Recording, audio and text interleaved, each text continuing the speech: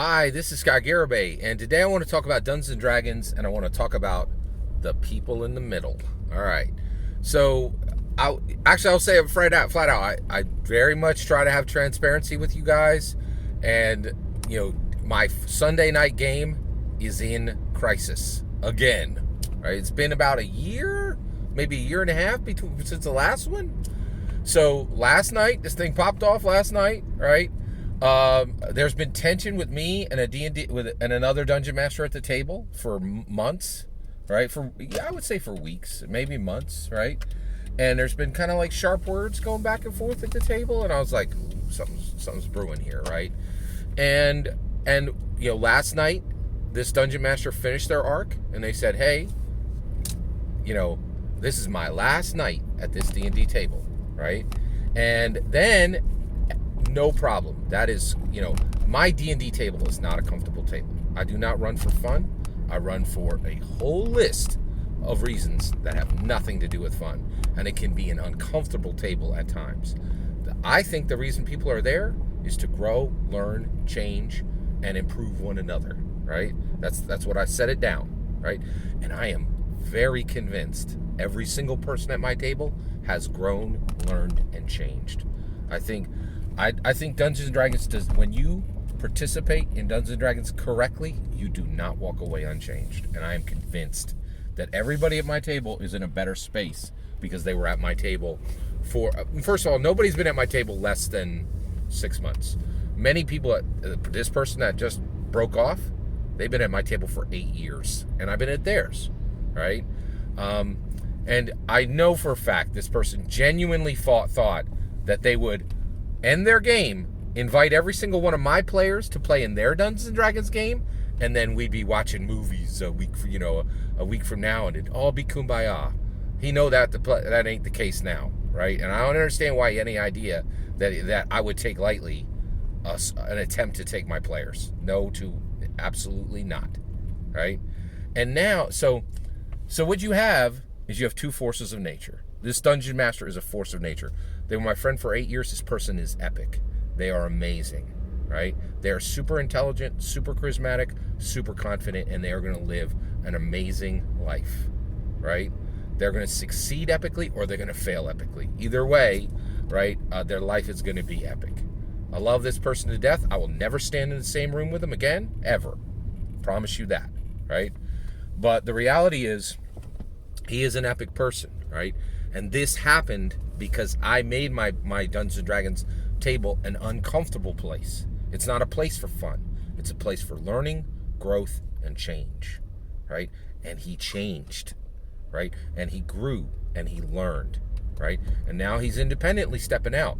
Now, I think he genuinely believed he could invite my players away from my table, and that would not end our friendship. He was wrong. Now he knows, he has learned, period, right? I am a D&D partisan, to the heart, right? Like, it's the reality of it, right? I'm a supporter of a strong cause, and that's the other thing is, like, this ain't zero sum for me. This is winner take all, right? And and I've said it, I'm like, you are in competition for the dungeon masters in your neighborhood for your players, and that is literally happening at my table right now. Now, force of nature, J. Scott Garibay. Force of nature, this other DM, right? The leaving dungeon master, right?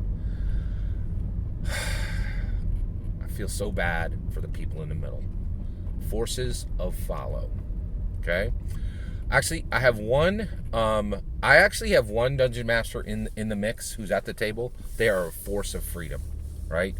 And that person is very independent, stands on their own, and they're not going to get caught in the fray because they don't need either one of us, the forces of nature. They really don't, right? They could stand up their own table, and if anybody, and this person they are a force of freedom. They are truly independent. One person at the table, okay? Another person at the table is so new, I'm not sure this really isn't even part of their world yet. This is just a spark that they're witnessing, right? But two of the people at the table are forces of follow. They follow, right? They are going to have to choose who they end up with. And that's hard. That is very hard to be in the middle of this, right? And the reality is, we're talking about this on this channel because this is the deepest end of the pool on D&D, right? When you get involved in Dungeons and Dragons. Oh, and I'm not the only one here, okay? I was with Nerdarchy for years. Go right on their channel. They have no less than 3 to 5 stories each about, friendships that ended over Dungeons and Dragons. I'm certainly not the only person who will end a friendship over Dungeons and Dragons. You will find many people who make the same choice for different reasons, right?